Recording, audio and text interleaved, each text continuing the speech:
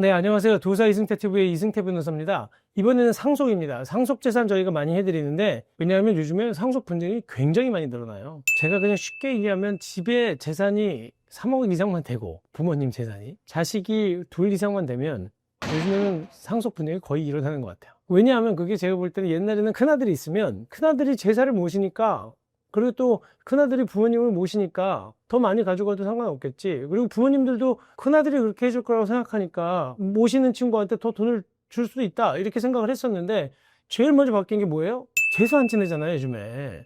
제사를 안 지내? 그리고 또 하나, 아프시면 집에서 누가 어머니 아버님을 부양하고 봉양합니까?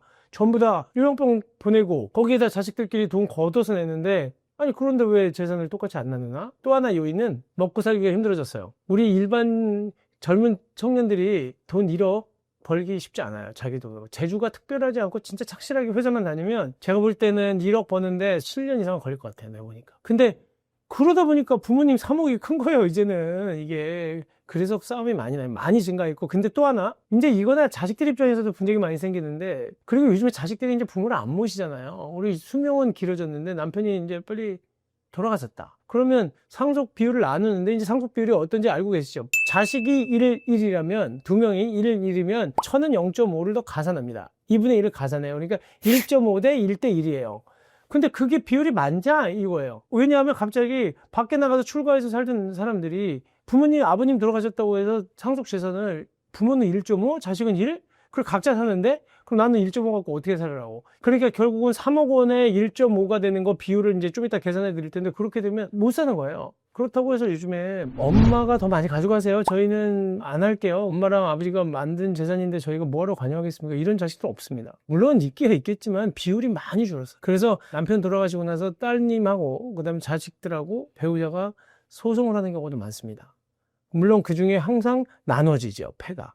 그러니까 엄마랑 누구, 넷째, 그 다음에 또 나머지 형제, 뭐 이런 식으로 나눠져서 많이들 상속 분쟁으로 인한 싸움들을 해요. 한번 여기 보실게요.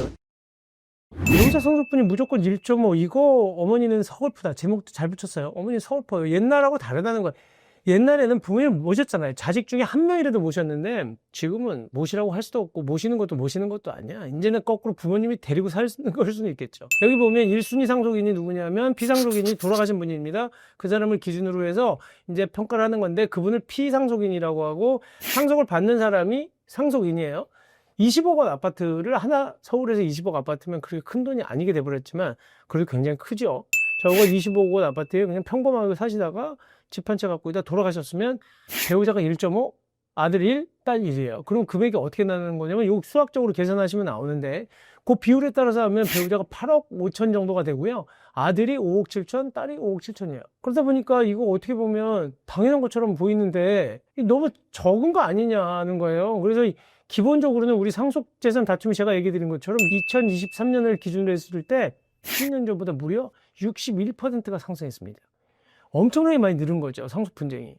그리고 또 하나는 배우자 상속분을 1.5로 규정한 민법 조항이 35년 됐어요. 그대로 유지되고 있다 보니까 어머니도 이제는 살아야 될 길을 찾아야 되잖아요.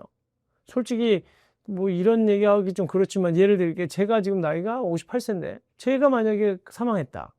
근데 그럼 우리 집사람은 저보다 4살이나 어린데 54밖에 안 되는데, 아니 그러면 우리 와이프가 앞으로 살 날이 30년 남았는데, 제가 지금 재산을 자식들하고 다 나눠 갖고 나면 본인이 지금 살던 집에서 그럼 나가야 되고, 애들이 제 것도 주셔야지요, 제 상속 그 몫인데라고 하면 뭐 먹고 사냐는 거야. 이제 여태까지 우리 집은 제가 벌어서 먹고 살았는데, 근데 우리는 그래도 제가 변호사 하면서 나름대로 뭐 돈을 좀 벌어놓은 게 있다고 하더라도 없는 집은 어떻게 하냐는 거야.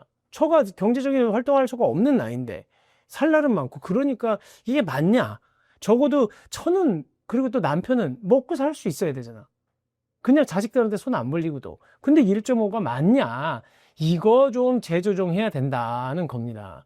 그래서 뭐 기사 내용은 특별한 건 없어요. 그러니까 제가 지금 설명드린 게 단데, 이제는 상속세율도 바꿔야 된다고 그 여당에서도 얘기하고 야당도 어느 정도 공감하는 거거든요. 제가 예전에도 얘기했지만 출발선이 같아야 된다, 모든 사람이. 이거는 좀 어떻게 보면 정당하고 어떻게 보면 평등한 거지만 약간의 문제는 있습니다. 그러면 누구도 돈을 안 벌어요. 뭐 만약에 제가 열심히 일해서 제가 안 쓰고 돈을 벌어서 50억을 만들어놔서 제가 사망하면서 자식하고 줬는데, 어떻게 보면 죄송하지만 아버지가 다 뭐 쓰고 뭐 놀고 뭐 하시다가 그리고 돈을 못 벌고 돌아가신 분하고 같이 출발해야 된다 그러면 나는 뭐하러 일하냐는 거예요. 안 하지 그냥. 그러다 보니까 어머니나 아버지의 도움으로 인해서 먼저 출발하는 게 불만일 수는 있는데, 그렇다고 해서 그거를 다 뺏거나 너무 많이 상속세를 매기면 이게 좀 불평등한 게 또 생기는 부분이 있어요. 그리고 특히 가업을 상속해서 가업을 승계하는 부분들에 있어서 더 문제가 생기는 경우도 있어서 분명히 합리적으로 조절해야 되는데, 이제는 그 부분도 문제지만 처의 상속분도 고민할 때가 됐다는 겁니다. 여러분들도 한번 고민해 보세요. 이게 어느 게 맞는지. 제가 얘기 드리는 건 이건 지금 답이 있는 얘기는 아니고, 사회가 변화하기 때문에 법도 바뀌어야 되는 부분이 있다. 법은 항상 물이 흘러가는 것처럼 바뀌는 거고요.